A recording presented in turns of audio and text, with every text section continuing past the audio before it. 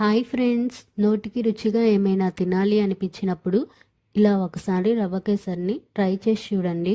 Taste అయితే చాలా బాగుంటుంది. దీనికోసం ముందుగా ప్యాన్లో 2 టేబుల్ స్పూన్ గీ వేసుకొని డ్రై ఫ్రూట్స్ని వేయించుకొని పక్కన పెట్టుకోవాలి. ఇప్పుడు అదే ప్యాన్లో 1 కప్ బొంబాయి రవ్వను వేసుకొని లో ఫ్లేమ్లో దోరగా వేయించుకోవాలి. ఈ రవ్వలో 2 టేబుల్ స్పూన్ గీ వేసుకొని మళ్ళీ 1 మినిట్ వరకు కలుపుకోవాలి. 1 కప్ బొంబాయి రవ్వకి 4 కప్స్ వాటర్ అనేవి కరెక్ట్గా సరిపోతాయండి.